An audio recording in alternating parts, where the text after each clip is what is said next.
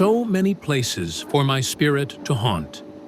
So many successful business ventures in the United States of America, Europe, and beyond.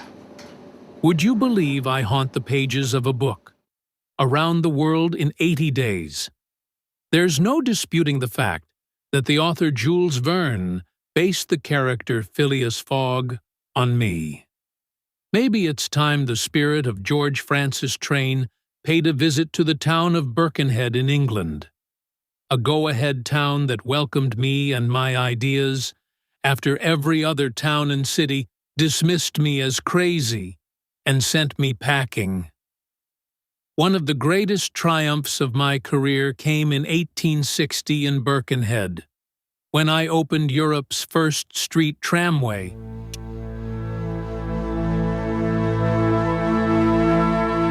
Maybe it's time the spirit of George Francis Train paid a visit to the town of Birkenhead in England. Nothing remains of your legacy. There are just a few grim, depressing reminders of what a handful of people have tried to do. Honour the achievements of the man who brought trams to Birkenhead.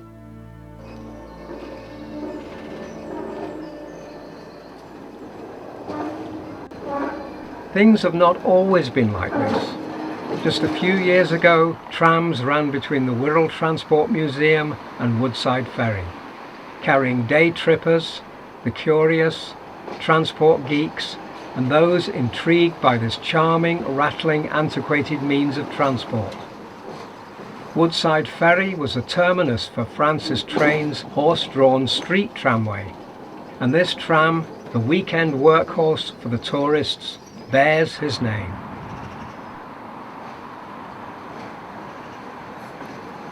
Had the ghost of George Francis Train been around when things were going well, then his spirit would have enjoyed this ride. Yes, his trams were horse-drawn, but electric trams soon took over.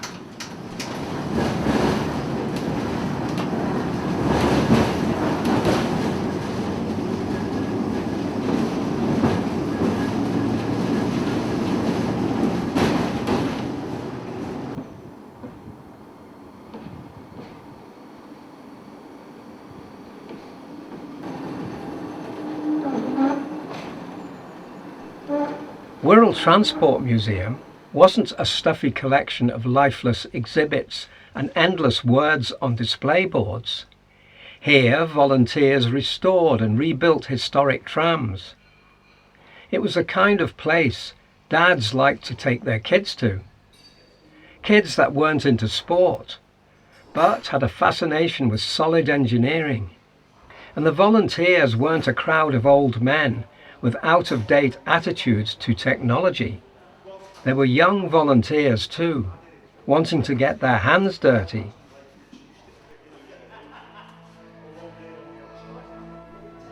But all this came to a sad end when the trams stopped running in 2023 and the museum closed.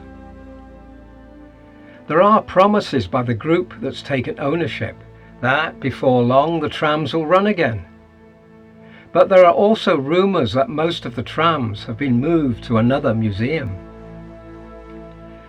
And then there's a grim scene of abandoned tracks that doesn't speak of much hope for the resurrection of the legacy of George Francis Train, the man who brought Europe's first tramway to the streets of Birkenhead. Take a walk, late at night, through the dismal streets of the once fine town of Birkenhead, and you might just hear the ghostly moan from my broken heart in the dead overhead wires and rusting, overgrown tracks. The ghost of George Francis Train hangs around in the forlorn hope that my legacy will one day rise again.